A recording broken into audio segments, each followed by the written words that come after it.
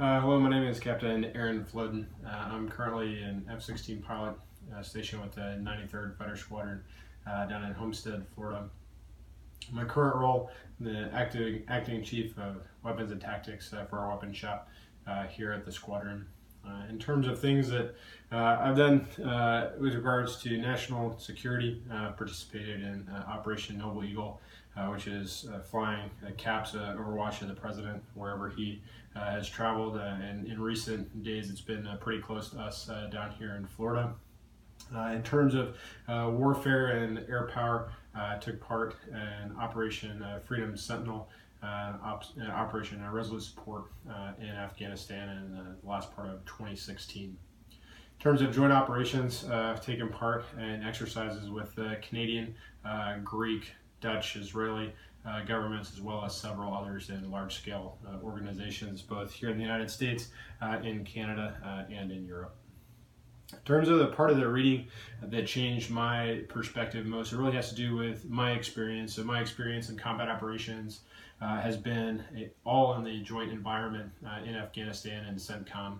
So the challenges that were presented there were significant and caused issues at a tactical and strategic level for us.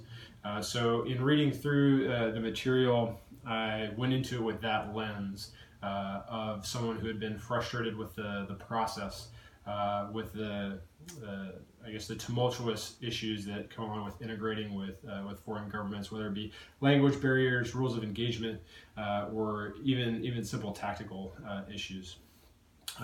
What changed my thinking about it was just what exactly was added, because when you're in the situation and you just want to help the guy on the ground, and you just need to get bombs on target right then, the legitimacy of the operation doesn't really matter. And what I mean by that is the politics don't matter, and how it looks to the outside world don't matter to you. You just want to help the guy that's on the ground there.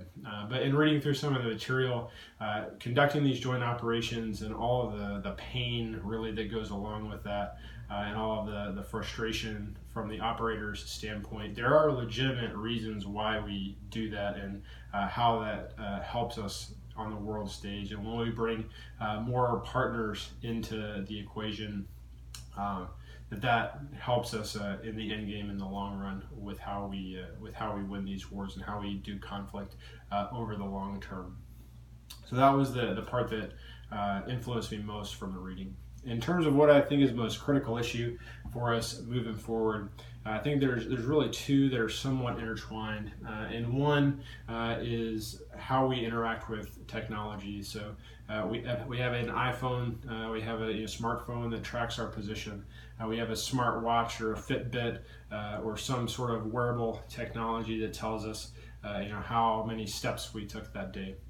But what we don't realize sometimes is that all that data is recorded and collected and available out there. So say, for example, that you needed to attack an enemy position. It would be great to know how tired those guys were, how well they slept the night before, how many steps they had taken that day, and how hydrated they were, what their heart rate was, right? And all of that is easily attainable with the wearable technology that we have today. We can find out exact position of people just with one person having an iPhone or having some sort of smart device with them. So I think that's a huge threat to operational security as we move forward. And the other piece, also kind of in the technology vein, is the information warfare that we currently see happening, where it may be that your country or your team, if you will, is entirely capable of destroying the physical assets of a country. But when we see a country with the ability to infiltrate the non-physical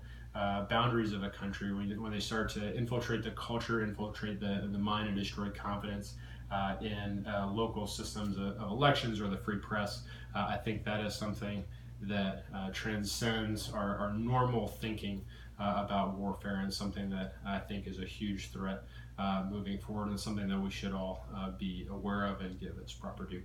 Thank you.